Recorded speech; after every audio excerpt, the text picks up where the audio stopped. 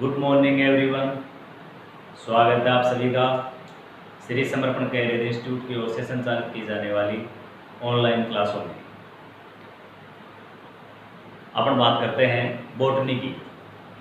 अपन botany की जो प्रथम यूनिट थी उसको पढ़ रहे थे, sexual reproduction in angiospermic plants. इसी यूनिट का अपना सेकंड चैप्टर चल रहा था। सेकंड चैप्टर में हमने जो एक पुष्प का पार्ट है, मेल रिप्रोडक्टिव पार्ट, वो हमने पूरा कंप्लीट कर लिया था और फीमेल रिप्रोडक्टिव पार्ट हमने शुरू कर लिया था। फीमेल रिप्रोडक्टिव ऑर्गन के अंदर हमने बात की थी गाइनोसिम या जायान की। गाइनोसिम का एक पार्ट पढ़ा था अपन ने, ओवेरी, और ओवेरी का जब हमने अध्ययन किया था तो उसी ओवेरी में हमने एक ओवेरी का पार्ट पढ़ा था ओव्यूल यानी बीजांड। तो अपना जो प्रीवियस वीडियो था उसमें हमने पढ़ा था स्ट्रक्चर ऑफ ओव्यूल यानी बीजांड की संरचना और टाइप्स ऑफ ओव्यूल यानी बीजांड के प्रकार। इसी क्रम में अब अगर आगे बात करते हैं बीजांड के अंदर जो प्रोसेस होती है और उस प्रोसेस के अकॉर्डिंग जो एम्ब्रियो सैक या मादा युग्मकोद्भिद का निर्माण होता है जो फर्टिलाइजेशन की प्रक्रिया में भाग लेगा। तो अपन बात करते हैं, अगला जो आज का अपना टॉपिक है वो है मेगास्पोरोजेनेसिस यानी गुरु बीजाणु जनन। हम बात करते हैं गुरु बीजाणु जनन की प्रोसेस है क्या। देखो, गुरु बीजाणु मात्र कोशिका से एमएमसी, जिसको मैं बोल रहा हूं मेगास्पोर मदर सेल, एमएमसी को कहा जाता है मेगास्पोर मदर सेल यानी गुरु बीजाणु मात्र कोशिका से गुरु बीजाणुओं के निर्माण की प्रक्रिया को गुरु बीजाणु जनन कहा जाता है। डेफिनेशन क्या है अपने पास, एमएमसी सेल या मेगास्पोर मदर सेल से गुरु बीजाणुओं के निर्माण की प्रक्रिया, गुरु बीजाणु मात्र कोशिका से गुरु बीजाणुओं के निर्माण की प्रक्रिया को क्या कहा जाता है, गुरु बीजाणु जनन कहा जाता है। विकास की गुरु बीजाणु, या अपन यूं कह सकते हैं कि एक गुरु बीजाणु वास्तव में क्या है, मादा युग्मकोद्भिद के निर्माण की प्रक्रिया के लिए प्रथम सेल के रूप में काम करने वाली कोशिका है गुरु बीजाणु। अब गुरु बीजाणु बनते कैसे हैं, अपन उसकी बात कर रहे हैं। अपना मेन जो टॉपिक है वो क्या है, गुरु बीजाणु कैसे बनते हैं। देखो, अब से विकास की जो प्रारंभिक अवस्था है उसमें बीजांडाएं की सभी कोशिकाएं क्या होती हैं, समरूपी होती है। मैं यहाँ पर आपको ऐसे समझा देता हूँ। हमने इस तरह से बीजांडाएं की संरचना के बारे में बात की थी। थोड़ा सा देखें, ये जो सबसे अंदर हमने 7 कोशिका वाली अवस्था, इसका निर्माण कैसे होता है इसकी बात अभी हमने की नहीं है। ये हमने ओव्यूल की संरचना पढ़ी थी, तब सिर्फ इतना सा जाना था कि भाई ओव्यूल की संरचना में हमें 7 कोशिका और 8 केंद्रिक अवस्था वाला भ्रूण कोश नजर आता है। भ्रूण कोश के ऊपर ये कौन है, बीजांड है। तो आगे चलकर इस भ्रूण कोश का निर्माण करने के लिए कौन भाग काम लेगा, बीजांड की जो सेल्स है, बहुत सारी कोशिकाओं से बना हुआ है बीजांड। तो हम बात कर रहे हैं कि समरूपी सेल्स, विकास की प्रारंभिक अवस्था में बीजांडकाय की सभी कोशिकाएं, इस बीजांडकाय की कोशिकाओं की बात कर रहे हैं। बीजांड चूंकि हमारे पास आ गया, अब ये बीजांड ही तो है, ये इंटुगुमेंटियम में अध्यावरण हो गया और अध्यावरण के बाद ये हमारे पास क्या हो गया, व्रंथ हो गया और ये बीजांड की संरचना हो गई। तो ये जो बीजांडकाय है, शुरुआत विकास के प्रारंभिक विकास की अवस्था में बीजांडकाय की सभी कोशिकाएं अविभेदित होती हैं और एक जैसी सारी की सारी कोशिकाएं समरूपी होती है, यानी एक जैसी कोशिकाएं होती हैं।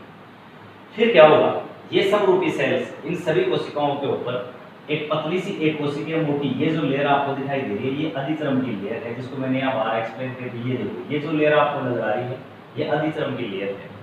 ये जो मैंने समूह में यहाँ दर्शाया है कोशिकाओं का, ये बीजांडकाय की सेल्स है। तो बीजांडकाय की सभी कोशिकाओं को घेरे हुए क्या होती है, एक अधिचर्म की परत होती है। विकास की प्रारंभिक अवस्था में बीजांडकाय की सभी कोशिकाओं, सारी की सारी कोशिकाएं कैसी होती हैं, समरूपी होती है, एक जैसी होती है, अविभेदित होती है और सभी कोशिकाओं के ऊपर एक पतली सी अधिचर्म की क्या पाई जाती है, लेयर पाई जाती है। अब होगा क्या, बीजांडकाय की कोई भी एक सेल, कुछ कोशिकाएं ऐसी होंगी या बीजांडकाय की एक ऐसी कोशिका है जो अपना केंद्र क्या कर लेगी, बड़ा कर लेगी। ध्यान दें, थोड़ा सा पीछे अगर अपन जाते हैं तो अपन ने जहाँ पर नर युग्मकोद्भिद के डेवलपमेंट की प्रक्रिया पढ़ी थी, वहाँ हमने ऑर्कियोस्पोरियल सेल की बात करी। वही ऑर्कियोस्पोरियल सेल बीजांडकाय की सेल अब बनाएगी। तो कोई भी बीजांडकाय की एक सेल, हाइपोडर्मल सेल यानी ये अधिचर्म के जस्ट नीचे, ठीक है, हाइपोडर्मल वाले क्षेत्र की कोई एक सेल आकार में बड़ी हो जाती है। बड़ी होने का मतलब उसका कोशिका द्रव्य यानी उसमें कोशिका द्रव्य की मात्रा बढ़ जाती है और स्पष्ट और बड़ा केंद्र हमें उसमें नजर आने लगता है। तो ये एक सेल आकार में बड़ी होकर अन्य सभी कोशिकाओं से क्या हो जाएगी, भिन्न हो जाएगी। अब अपन डायग्राम पे इस पे नजर मारते हैं। देखो, ये जो डायग्राम है, ये जो मैंने यहाँ पर तुम्हारे को ध्यान रहे तुम इसको लिख सको इसलिए मैंने इसकी थ्योरी लिखी। लेकिन अगर हम डायग्राम को देखें तो आपको ये जो सेल्स आपको नजर आ रही हैं, ये सेल्स आपको नजर आ रही है, ये सभी बीजांडकाय की सेल्स है। बीजांडकाय पता है ना, बीजांडकाय में बात करें, बीजांड के अंदर मौजूद एम्ब्रियो सेक के चारों तरफ ये वाला जो आवरण है बीजांडकाय का, ठीक है, उसकी बात करें तो बीजांडकाय की सभी कोशिकाएं समरूपी एविपेटिक हैं। अब इनमें से एक कोशिका अपना आकार बढ़ाकर लेगी, अन्य कोशिकाओं से क्या हो जाएगी, भिन्न हो जाएगी। तो ये जो मैंने यहाँ कोशिका बनाई है, ये कोशिका वो कोशिका है जो अपना आकार बढ़ा लेगी और अन्य कोशिकाओं से क्या हो गई, अलग होगी। इसको प्रारंभिक ऑर्कियोस्पोरियल सेल कहा जाता है, ठीक है। अब होगा क्या, ये जो ऑर्कियोस्पोरियल सेल है इसके अंदर विभाजन होगा और यह परिणत विभाजन करके क्या कर लेगी, इसमें परिणत विभाजन होगा, इस सेल के अंदर विभाजन होगा, इस कोशिका में विभाजन होने से दो कोशिकाएं बन जाएंगी। ये एक ही कोशिका विभाजित होकर कितनी कोशिकाएं बना लेगी, दो कोशिकाएं बना लेगी। एक जो कोशिका है उसको अपन बोलेंगे पीपी सेल और जो दूसरी कोशिका है उसको अपन बोलेंगे पीएस सेल। अब ध्यान रहे, पीपी सेल हम किसे कह रहे हैं, अधिचर्म क्षेत्र की तरफ ऊपर वाली जो कोशिका है जो अधिचर्म की लेयर के नजदीक रहेगी उस कोशिका को तो हम बोल रहे हैं प्राइमरी पेरिटियल सेल, प्राथमिक द्वितीय कोशिका भी अपन इसको कह सकते हैं, ठीक है। और जो दूसरी हाइपोडर्मल क्षेत्र के अंदर की तरफ वाली जो सेल है, इस सेल के नीचे की तरफ अंदर की ओर बढ़ती हुई ये जो दूसरी कोशिका है इसको अपन कह रहे हैं PS cell, primary sporogenous cell. यही प्राइमरी स्पोरोजेनस सेल क्या करेगी, MMC megaspore mother cell की तरह काम करेगी। मैंने लैंग्वेज में यहाँ शुरू में बताया कि एमएमसी सेल से गुरु बीजाणु के निर्माण की प्रक्रिया को क्या कहा जाता है, गुरु बीजाणु से। तो हमारे पास ये एमएमसी सेल आ गई, मेगा स्पोर मदर सेल आ गई, ठीक है। तो ये जो पीपी सेल है ये तो क्या होती जाएगी, विभेदित हो होकर क्या करेगी, भित्ति का निर्माण करेगी। और ये जो पीएस सेल है ये किसकी तरह काम करने लग जाएगी, मेगा स्पोर मदर सेल की तरह काम करने लग जाएगी। क्या समझा आपने, हमने ये समझा कि ये जो सभी कोशिकाएं हैं ये बीजांडकाय की सेल्स हैं। आप इस कोशिका को आप हटा दो यहाँ से, ऐसे मान के चलो ये कोशिका यहाँ नहीं। विकास की प्रारंभिक अवस्था में बीजांडकाय के सभी कोशिकाएं एक जैसी। अब उनमें से हाइपोडर्मल क्षेत्र की जो मतलब ये जो इन सभी कोशिकाओं को कौन घेरे हुई है, एपिडर्मिस लेयर घेरे हुई है।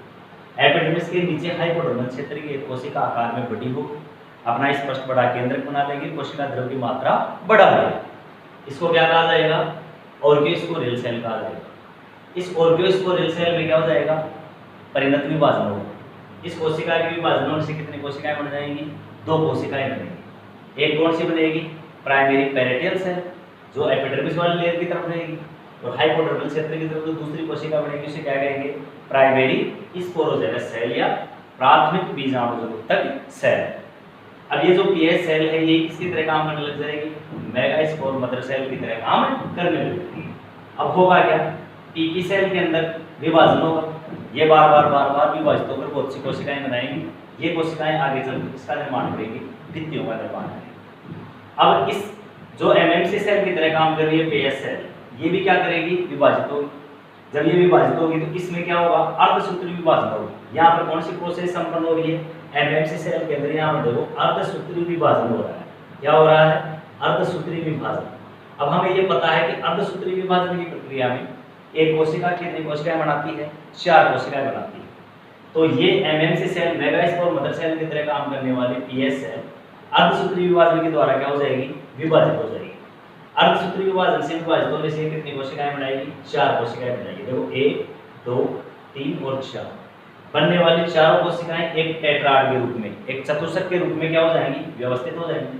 इसलिए मैंने यहाँ पर ये देखो ये जो आपको मार्क दिख रहा है लिनियर टेट्राड और मेगा स्पोर, बनने वाले चारों मेगा स्पोरों का एक चतुष्क, 4 गुरु बीजाणु बन गए। चारों गुरु बीजाणु एक दूसरे के साथ जुड़कर एक टेट्राड या चतुष्क का निर्माण करेंगे। कौन से चतुष्क का, रेखीय चतुष्क का निर्माण करेंगे। अब होगा क्या, देखो अब ये जो चतुष्क हैं इनके अंदर आपको ये जो चतुष्क दिखाई दे रहा है, चतुष्क का ये जो गुरु बीजाणु दिखाई दे रहे हैं इधर वाले ऊपर के, इधर से देखें अपन तो ये बीजाणु द्वार के सिरे वाले हैं। और अगर अपन ये देखें तो ये कौन से सिरे की तरफ वाला है, चैलेजा सिरे की तरफ वाला। चैलेजा बीजाणु द्वार मतलब ये बीजांडकाय के चारों ओर जहां पर अध्यावरण का भाव होता है, ये तो क्या है, बीजाणु द्वार वाला स्थान। बीजांड की संरचना में ये बीजाणु द्वार है और ये वाला भाग कौन सा है, चैलेजा वाला भाग। तो ये प्रोसेस ये भी बनाई नहीं है, ये हमारे पास है नहीं, एम्ब्रियो सेक बनाई नहीं है। ये सारी की सारी प्रोसेस किसमें संपन्न हो रही है, बीजांडकाय में संपन्न हो रही है। याद रखें जब ये प्रोसेस यहाँ संपन्न हो रही होती है उसी टाइम बीजांडकाय के चारों तरफ, क्योंकि ये विकास के प्रारंभिक अवस्था में अध्यावरण भी नहीं आया था, ऐसे मान के चलो कि अभी अध्यावरण भी यहाँ पर विकसित नहीं हुआ है। जब ये प्रोसेस अंदर संपन्न हो रही होगी ना बीजांडकाय में, उसी टाइम इसके चारों तरफ पहले किसका निर्माण होगा, आंतरिक अध्यावरण का, और फिर किसका निर्माण होगा, बाह्य अध्यावरण का निर्माण हो रहा होगा। अब एग्जिट होगा क्या, सेलेजा वाले सिरे की तरफ, बीजांड द्वार वाले सिरे की तरफ, ये जो चतुष्क के तीन ये है गुरु बीजाणु, ये तीनों के तीनों गुरु बीजाणु क्या हो जाएंगे, डीजनरेट हो जाएंगे। यहाँ पर मैंने इसको दर्शाया डीजनरेटिंग मेगास्पोर। ये तीनों गुरु बीजाणु क्या हो जाते हैं, नष्ट हो जाते हैं। अब बताओ टेट्राड में जो 4 गुरु बीजाणु थे उनमें 3 तो क्या हो गए, नष्ट हो गए। लेकिन ध्यान रहे वो 3 कौन से नष्ट हुए हैं, जो बीजांड द्वार वाले सिरे की ओर है। शेष जो सेलेजा वाले सिरे की तरफ एक गुरु बीजाणु बच गया, यही हमारे पास फंक्शनल मेगास्पोर है, क्रियात्मक गुरु बीजाणु के रूप में ये काम करेगा। तो दोबारा देखो, हमारे पास एमएमसी सेल थी, वो क्या हो गई, अर्धसूत्री विभाजन द्वारा विभाजित हो गई। इसके विभाजन से कितनी कोशिकाएं बन गई, 4 कोशिकाएं बनी। इन्हीं 4 कोशिकाओं को अपन क्या करें, गुरु बीजाणु। चारों गुरु बीजाणु एक टेट्राड के रूप में व्यवस्थित होते हैं और लीनियर टेट्राड बना लेते हैं। उनमें से 3 गुरु बीजाणु क्या हो जाएंगे, डीजनरेट हो जाएंगे बीजांड द्वार वाले सिरे की ओर, और एक ही गुरु बीजाणु फंक्शनल गुरु बीजाणु के रूप में काम करेगा। ये जो गुरु बीजाणु है, यही गुरु बीजाणु आगे चलकर मादा युग्मकोद्भिद के निर्माण के लिए प्रथम कोशिका के रूप में काम करेगा। अभी हम एक बार इसकी थ्योरी देख लेते हैं, फिर हम इसको यहाँ से बाहर लेके किस तरह एम्ब्रियो सेक बढ़ता है उसके निर्माण की प्रक्रिया को समझेंगे। देखो, ओर्केस्पोरियल सेल बन गई थी, मैंने वो जो समझाया उसी की थ्योरी लिखी हुई है। इस सेल में परिवर्तित विभाजन से ऊपर की ओर बीजांडकाय के अधिक्रम के ठीक नीचे, ये बीजांडकाय के अधिक्रम है, उसके जस्ट ठीक नीचे एक पैरेटल सेल और दूसरी स्पोरोजेनस सेल, जिसको बीजाणुजन सेल भी कह रहे हैं। यहाँ देखो, ये बता दिया मैंने, ये बन गई पैरेटल सेल और ये बन गई बीजाणुजन सेल। लेकिन ये जो बीजाणुजन सेल बन रही है कैसी है, द्विगुणित है। कैसी कोशिका है ये, द्विगुणित कोशिका है। बीजाणुजन सेल क्या होती है, द्विगुणित होती है। गुरु बीजाणु मात्र कोशिका की तरह कार्य करती है। इस द्विगुणित सेल में अर्धसूत्री विभाजन होता है। कौन सा विभाजन होता है, अर्धसूत्री विभाजन होता है, जिससे 4 अगुणित गुरु बीजाणुओं का क्या हो जाता है, निर्माण हो जाता है। ये 4 अगुणित गुरु बीजाणु बन गए इस कोशिका में अर्धसूत्री विभाजन होने से। चारों गुरु बीजाणु एक रेखीय चतुष्क के रूप में, ये रेखीय चतुष्क के रूप में चारों गुरु बीजाणु क्या हो गए, व्यवस्थित हो गए। इनमें से 3 गुरु बीजाणु बीजांड द्वार वाले सिरे की ओर, 3 गुरु बीजाणु द्वार वाले सिरे की ओर के तीनों गुरु बीजाणु क्या हो जाते हैं, डीजनरेट या नष्ट हो जाते हैं। और सेलेजा वाले बाहर की तरह का एक ही गुरु बीजाणु क्रियाशील गुरु बीजाणु के रूप में क्या करता है, काम करता है। तो इस तरह इस संपूर्ण प्रोसेस को क्या कहा जाता है, गुरु बीजाणु जनन कहा जाता है। अपनी मुख्य हेडिंग क्या है, गुरु बीजाणु जनन। तो गुरु बीजाणु जनन किसे कहेंगे, मेगास्पोर मदर सेल से गुरु बीजाणु के निर्माण की प्रक्रिया को गुरु बीजाणु जनन कहेंगे। और ये फंक्शनल मेगास्पोर क्या करेगा, अपन इसकी बात करते हैं। एक बार मैं रजिस्टर ले लेता हूं जैसे। अब अपन बात करते हैं होगा क्या, ये गुरु बीजाणु को यहां से इधर लेके इसको समझते हैं। देखना,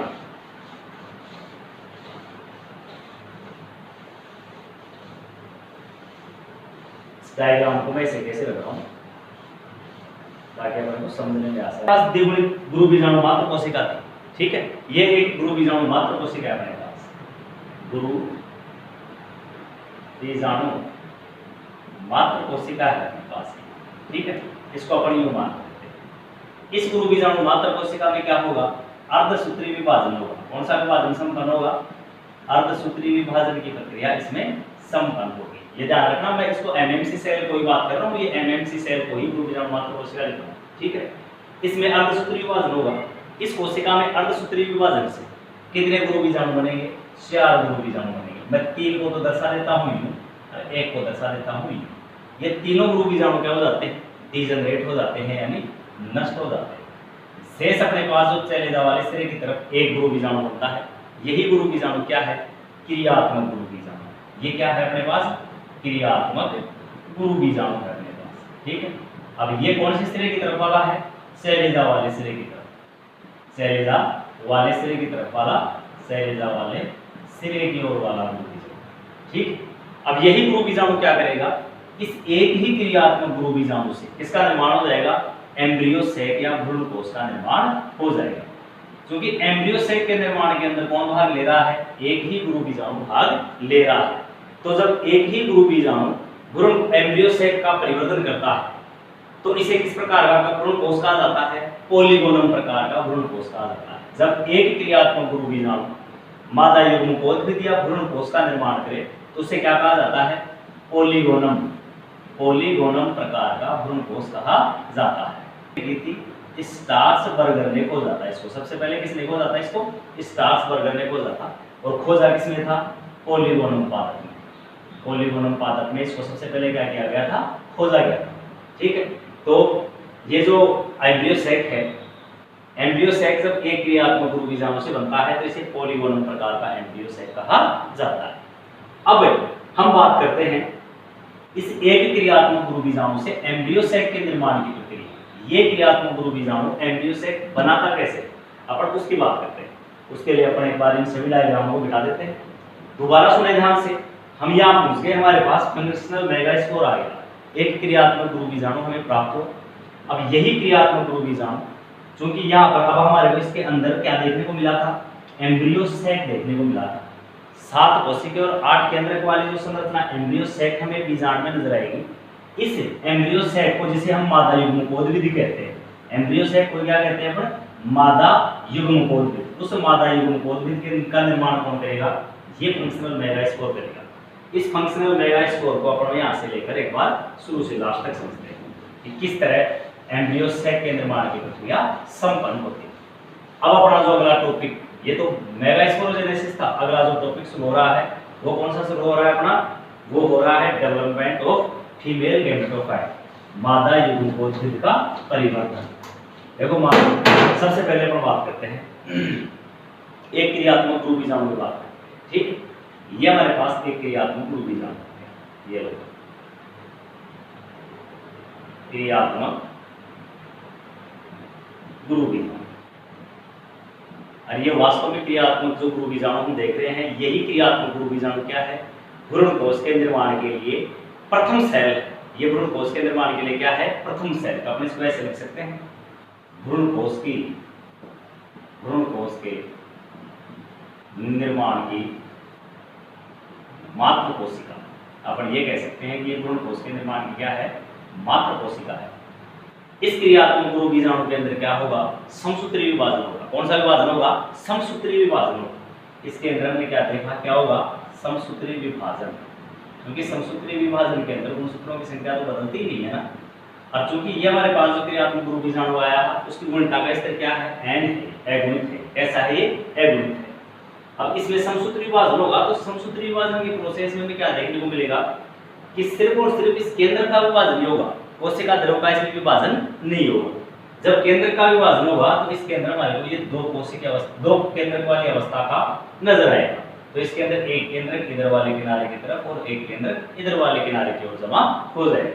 तो यहाँ जो समसूत्री विभाजन हो रहा है ये हो रहा है प्रथम समसूत्री विभाजन। बार बार इसमें समसूत्री विभाजन होता है, इसलिए हम इसको प्रथम, द्वितीय, तृतीय ऐसे नाम देंगे।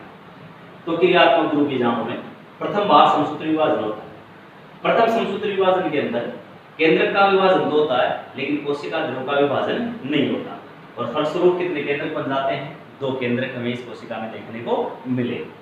उसके बाद फिर क्या होगा? अब इसके अंदर समसूत्री विभाजन सेकंड संपन्न होगा। समसूत्री विभाजन सेकंड हो। जब सेकंड समसूत्री विभाजन होगा तो भी अब ये केंद्र पे क्या हो जाएगा? विभाजित होकर 2 केंद्रक बना लेगा, और ये केंद्रक भी क्या करेगा? विभाजित होकर 2 केंद्रक बना लेगा। तो कितनी केंद्रक वाली अवस्था आ जाएगी? 4 केंद्रक की अवस्था हो जाएगी। इस केंद्रक के विभाजन से 2 केंद्रक यहाँ बन जाएंगे और इस केंद्रक के विभाजन से 2 केंद्रक यहाँ बन जाएंगे। तो हमें जो संरचना देखने को मिल रही है कैसी संरचना है? 4 केंद्र की अवस्था वाली संरचना। 4 केंद्र की है अवस्था वाली संरचना। अब होगा क्या? इसके अंदर विभाजन होगा समसूत्री विभाजन तृतीय। कौन सा विभाजन होगा? इसमें समसूत्री विभाजन तृतीय हमें देखने को मिलेगा। और समसूत्री विभाजन तृतीय के अंदर भी सिर्फ क्या विभाजित होगा? केंद्रक ही विभाजित होगा। जैसे यहाँ सिर्फ केंद्रक का विभाजन होगा वैसे ही यहाँ पर भी क्या होगा? समसूत्री विभाजन तृतीय। समसूत्री विभाजन तृतीय में भी सिर्फ केंद्र का विभाजन होगा। अच्छा बताओ, ये केंद्रक भी विभाजित होकर 2 केंद्रक बना लेगा और ये भी विभाजित होकर कितने केंद्रक बना लेगा? 2। वैसे ही ये भी 2 केंद्रों में विभाजित हो जाएगा, ये भी 2 में। तो इस तरह 4 केंद्रक हमें इधर देखने को मिलेंगे, 4 केंद्रक हमें इधर देखने को मिलेंगे। इस तरह कैसी अवस्था बन जाएगी? 8 केंद्र की अवस्था हमारे को यहाँ देखने को मिलेगी। देखो 4 केंद्रक ये इधर बन गए और 4 केंद्रक ये इधर बन गए। इस तरह ये हमारे को जो संरचना देखने को मिल रही है, ये कैसी संरचना है? 8 केंद्रकीय वाली संरचना। 8 केंद्रकीय अवस्था वाली संरचना, मैं इधर हो जाता हूँ, आपको दिखाई देगा। 8 केंद्रीय की अवस्था वाली संरचना वो हमारे को यहाँ पर देखने को मिली। अब होगा क्या? इसके बाद 8 केंद्रीय की वाली अवस्था वाली जो संरचना हम देख रहे हैं, इसमें इन केंद्रों का गमन होगा और इनमें से जो 3 केंद्रक हैं। अब अच्छा, ये जो संरचना में दिखाई दे रही है, इस कोशिकीय संरचना का एक सिरा शैलजा वाला है। भाई इसको अपन कौन सा सिरा मान रहे हैं? शैलजा वाला सिरा। और इसको अपन कौन सा सिरा मान रहे हैं? बीजांड द्वार वाला सिरा। तो ये एक तो ये तो शैलजा वाले तरफ का सिरा है और ये किधर का सिरा है? बीजांड द्वार वाले सिरा है। अब उसमें क्या होगा? ये जो कुल 8 केंद्रक हैं, उनमें से 3 केंद्रक तो यहाँ जमा हो जाएंगे इधर वाले भाग में शैलजा वाले सिरे की तरफ। शेष बचे हुए जो 3 केंद्रक हैं, उनमें से शेष बचे हुए में से 3 केंद्रक किधर एकत्रित हो जाएंगे? बीजांड द्वार वाले सिरे की तरफ। अब 3 और 3 6, तो 2 कितने केंद्रक बच गए? 2 केंद्रक। 2 केंद्रक कहाँ आ जाएंगे? मध्य में आकर एकत्रित हो जाएंगे। दोनों केंद्र कहाँ जाएंगे? मध्य में आ जाएंगे। अब जब ये संरचना बन जाएगी, इसमें देखो ये जो कितने केंद्रक हैं? 3। तो ये भी कितने केंद्रक हैं? 3। ये कितने केंद्रक हैं? 2। ये किधर वाला भाग है? शैलजा वाला सिरा। शैलजा वाला सिरा, ठीक। और ये किधर वाला भाग है? बीजांड द्वार वाला सिरा। अब होगा क्या? शैलजा वाला और बीजांड द्वार वाले सिरे की तरफ 3-3 केंद्रक जमा होने लगे। अब इसके बाद क्या हो जाएगा? कोशिका द्रव का विभाजन हो जाएगा। क्या हो जाएगा? इसके बाद कोशिका द्रव का विभाजन हो जाएगा और वॉल फॉर्मेशन होगा। कोशिका द्रव का विभाजन होगा और वॉल फॉर्मेशन होगा। साइटोप्लाज्म का विभाजन हो जाएगा। साइटोप्लाज्म का विभाजन होगा और भित्ति का निर्माण होगा। कोशिका द्रव बटकर इनके चारों तरफ एकत्रित होना शुरू हो जाएगा और हर केंद्र के चारों तरफ क्या बनना शुरू हो जाएगी? भित्ति बनना शुरू हो जाएगी। तो अब जो हमें संरचना नजर आएगी वो किस तरह से आने लग जाएगी? इस तरीके से हमारे को 3 कोशिकाओं वाली संरचना, 3 कोशिकाओं के समूह वाली संरचना शैलजा वाले सिरे की तरफ, और ऐसे 3 ही कोशिकाओं वाले समूह की संरचना हमारे को किधर देखने को मिलेगी? बीजांड द्वार वाले सिरे की ओर भी देखने को मिलेगी। और बीच के अंदर कौन है? ये दोनों ध्रुव केंद्र बीच में जमा। अब इनकी बात में हम अभी करेंगे थोड़ी देर में। ये जो शैलजा वाले सिरे की तरफ 3 कोशिकाएं बन गई। अच्छा, ये 3 कोशिकाएं तो ये बन गई, 3 कोशिकाएं ये बन गई और ये बन गई एक मुख्य कोशिका। ये कौन सी कोशिका बन गई? एक मुख्य कोशिका बन गई। इन 3 कोशिकाओं को कहा जाता है एंटीपोडल सेल। इनको कहा जाता है प्रतिमुखी कोशिका, प्रतिमुखी कोशिका या एंटीपोडल सेल। ये जो नीचे की तरफ आपको बीजांड द्वार वाले सिरे की तरफ कोशिकाएं दिखाई देगी, इनमें से इन दोनों कोशिकाओं को कहा जाता है सहायक सेल। इन कोशिकाओं को क्या कहा जाता है? सहायक सेल या सिनेर्गिक सेल भी अपन इनको बोल सकते हैं। और ये जो कोशिका है इसे कहा जाता है एग सेल या अंड कोशिका। एग सेल या अंड कोशिका और सहायक कोशिका दोनों के समूह को मिलाकर, तीनों कोशिकाओं के समूह को कहा जाता है अंड समुच्चय। क्या कहा जाता है? अंड समुच्चय कहा जाता है। अच्छा, ये जो बीच में 2 केंद्रक जमा है, इन दोनों केंद्रकों को क्या कहा जाता है? ध्रुव केंद्र। इन्हें क्या कहा जाता है? ध्रुव केंद्र कहा जाता है। और इन केंद्रकों के ये जो मेन कोशिका है, ये इसे सेंट्रल सेल बोलते हैं। क्या बोलते हैं इसे? Central cell. तो ये जो हमें मुख्य कोशिका नजर आ रही है, इसे कहा जाता है केंद्रीय कोशिका। इसे केंद्रीय सेल का ये तीर का निशान नजर आ रहा है। ये इसके बाद की प्रोसेस को दर्शाने के लिए ये मैंने नाम मान के इधर कर दिया, मुझे इधर करना चाहिए था, लेकिन देखो यहाँ थोड़ी सी जगह थी, ठीक है, तो कंफ्यूज नहीं होना है। तो हमें क्या देखा कि 3 कोशिकाएं बन गई शैलजा वाले सिरे की तरफ और 3 कोशिकाएं बन गई किधर? बीजांड द्वार वाले सिरे की तरफ। और एक कौन सी कोशिका हो गई? केंद्रीय सेल, जिसमें कितने केंद्रक मौजूद हैं? 2। तो सबसे पहले तो हम इन दोनों केंद्रकों की बात कर लेते हैं। अब ये जो संरचना आपको नजर आ रही है ना, इस संरचना में देखो 1 2 3 4 5 6 7 और 8 केंद्रक बन गए। 8 केंद्रक बन गए और 1 2 3 4 5 6 और एक मुख्य केंद्रीय सेल, 7 कोशिकाएं बन गई। तो 8 केंद्रकीय, 8 केंद्रीय एवं 7 कोशिकीय अवस्था वाली इसी संरचना को क्या कहा जाता है? इसी संरचना को कहा जाता है भाई भ्रूणकोश क्या कहा जाता है इसे, भ्रूणकोश या मादा युग्मकोद्भिद कहा जाता है। ये हमारे पास एम्ब्रियो से क्या मादा युग्मकोद्भिद बीजाणु के अंदर बन गया। एक ही क्रियात्मक गुरु बीजाणु में 3 बार समसूत्री विभाजन किया, जिसके फलस्वरूप 8 केंद्रीय 7 कोशिकीय अवस्था वाली संरचना बनी। इसी 7 कोशिकीय 8 केंद्रीय की अवस्था वाली संरचना को क्या कहा जाता है, भ्रूणकोश या मादा युग्मकोद्भिद कहा जाता है। अब इसके एक कोशिका के बारे में बात करें। अब फर्टिलाइजेशन की प्रक्रिया जब आगे हम पढ़ेंगे निषेचन, उसमें हम ये देखेंगे जो सहायक सेल होती है ना, इन सहायक सेल की संरचना को अगर हम देखें तो एक कोशिका को ये सहायक सेल है कि ये दूसरी, तो जब परागनलिका प्रवेश करेगी तो या तो इन दोनों के बीच में से प्रवेश करेगी, ये हम परागनलिका के प्रवेश की अलग अलग विधियां भी पढ़ेंगे आगे चलकर, या सहायक सेल के अंदर से प्रवेश करेगी।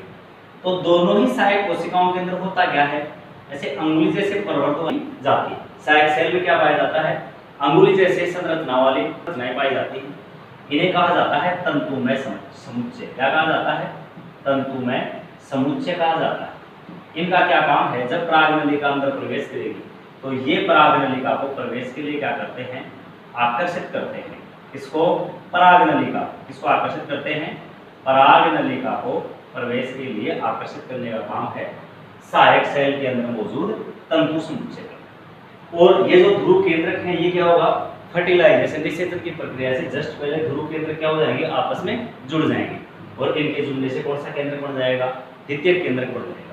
अब आगे जो हम बार बार फर्टिलाइजेशन की बात करें, परागनलिका इधर से अंदर प्रवेश करेगी, परागनलिका में 2 नरयुग्मक मौजूद थे, एक सेल के केंद्रक से जुड़ जाएगा और दूसरा द्वितीयक केंद्रक से जुड़ेगा।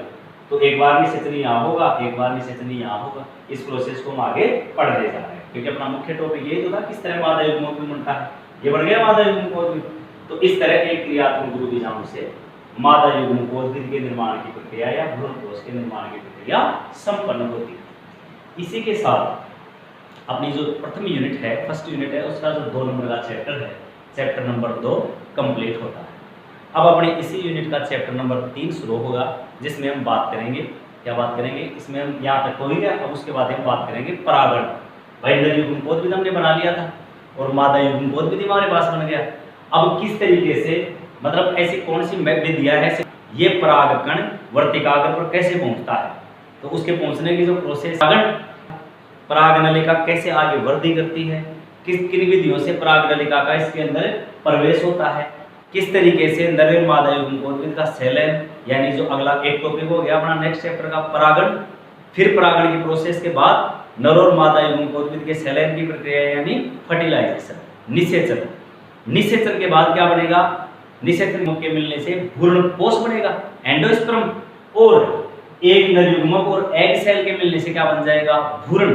तो अपना जो उस अगला जो चैप्टर है उसका जो तीसरा मुख्य टॉपिक होगा वो होगा डेवलपमेंट, एंडोस्पर्म और एम्ब्रियो का डेवलपमेंट किस तरीके से होगा। तो अब अपना जो नेक्स्ट चैप्टर शुरू होगा उसके अपन 3 मुख्य टॉपिक पढ़ेंगे और टाइप्स या मेथड ऑफ पॉलिनेशन की विधियां। एक होगा अपने पास फर्टिलाइजेशन, निषेचन कैसे होता है और निषेचन क्या है, निषेचन के तरीके कौन कौन से, और जो तीसरा मुख्य टॉपिक है वो अपने पास है कि किस तरह भ्रूणकोश, ये भ्रूणकोश था मादा युग्मकोद्भिद, और इन तीनों केंद्रकों के मिलने से बनने वाली संरचना भ्रूणकोश, जो भ्रूण को पोषण प्रदान करेगी, और भ्रूण का परिवर्तन, ये अपन बात करेंगे अपने नेक्स्ट चैप्टर में। थैंक यू, धन्यवाद।